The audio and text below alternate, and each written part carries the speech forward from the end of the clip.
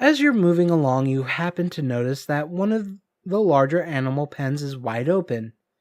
Despite your current obligations, you realize that if the gate is left as is, it could mean disaster for anyone nearby as well as the creatures who inhabit the area. You decide it wouldn't be a bad idea to look around the pen to see if it's inhabited before deciding what to do.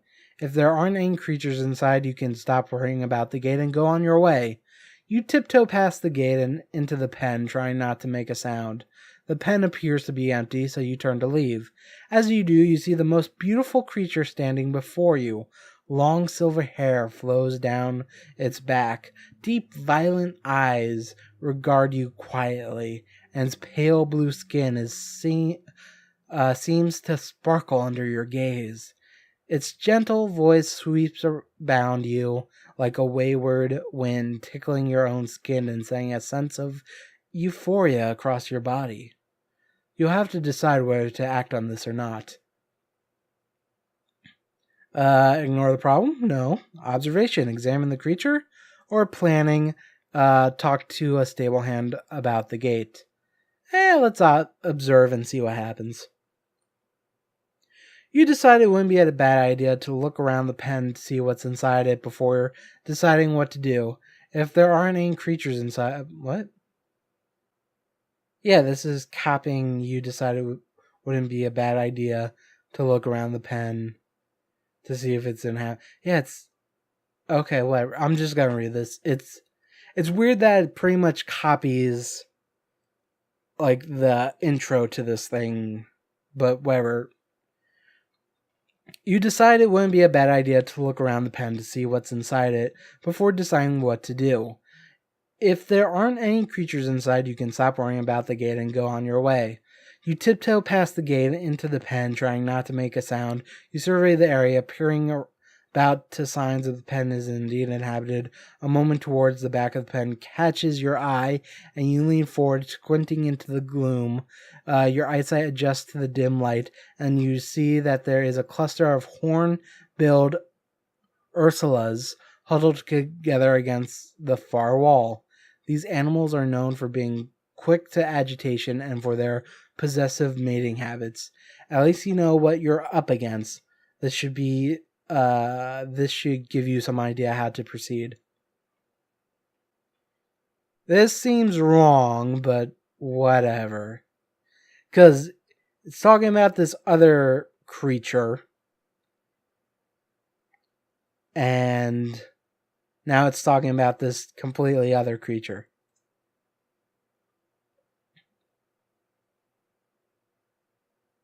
That's weird. I guess zoology closed the pen yourself? You decide to go ahead and close the pen before any trouble can start. How highly and unusually responsible of you. As you stand to close the gate, you see that the beast horn-billed Ursulas are still in their pen, their furry little legs curled around one another as they rest quietly. One lifts its head and blinks sleepily at you. A sigh of relief escapes your lips and travels to the snoring fur pile. One of the larger Ursulas hears you, and its velvet purple eyes lock with your own. Before you know what's happening, the creature is standing in front of you, her tail wrapped around your body. Oh god. You find yourself completely hypnotized by those eyes, and as she pulls you closer to her body, you suddenly remember that the Ursa is known for its possessive mating habits. What the fuck is this game now? You try to wiggle loose, but she's not willing to let go. You are stuck in the pen for several hours, nuzzled against her skin, when you are finally rescued and the bestiary keeper relentlessly mocks you. Dude, you left the fucking gate open. It'll be a while before you can walk by him without being teased.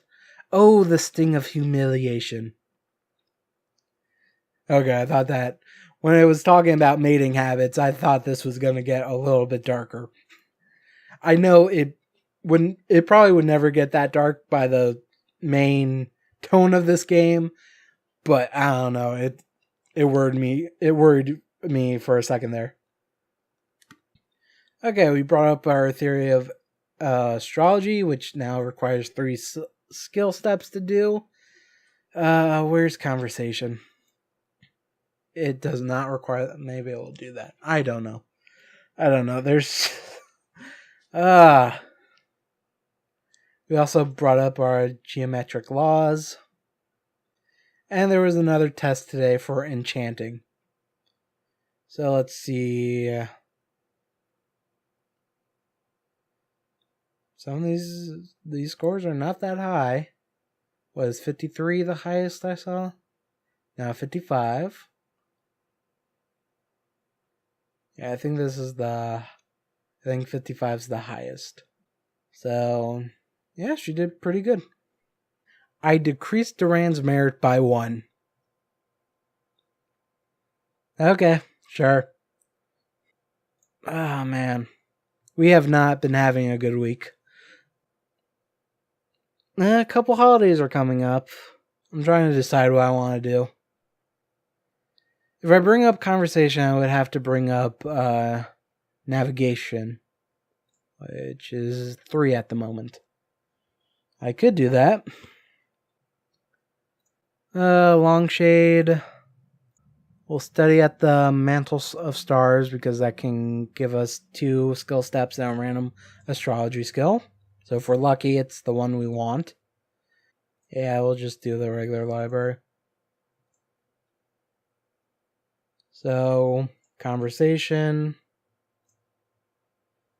Over here we'll do navigation. And over here we'll do botany.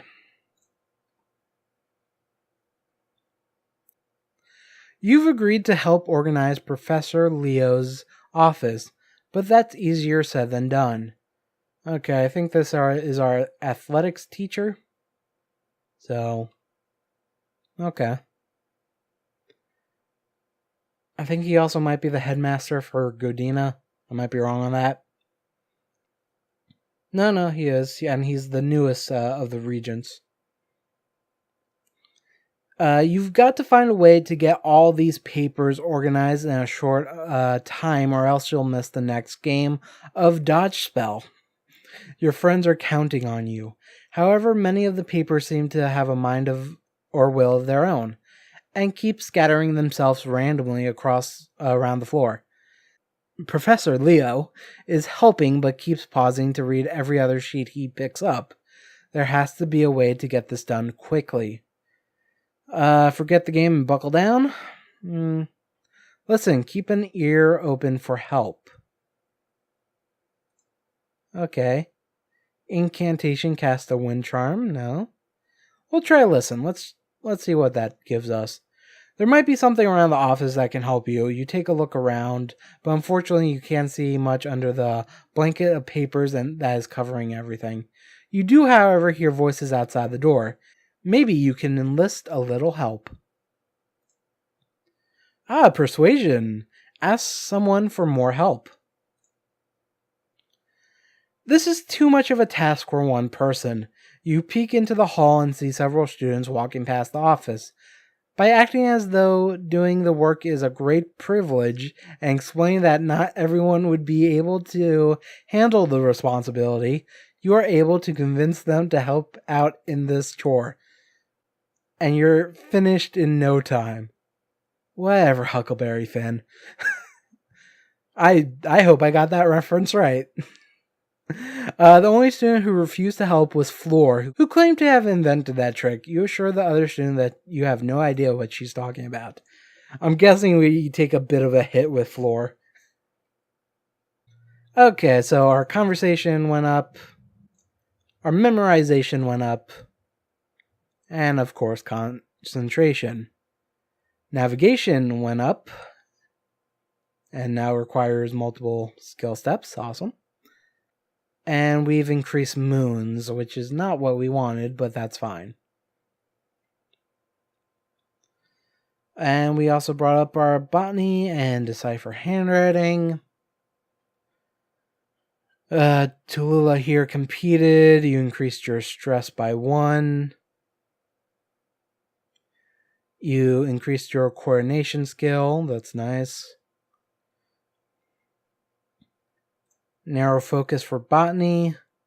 And Vernon College has impressed Legate Orso Orsi and has awarded them with special privileges. Okay, it seems Vernon has been winning all these merit competitions. Prudence continues to not be able to practice music. Evelyn's using her familiar. Milcresta successfully cast Wizard's Aid on all spells. Let's see what that does. Increase bonus spells. Okay, so he's just giving himself a bonus to be able to do more spells. Ooh, we can do spells to increase our skills. That might be an option.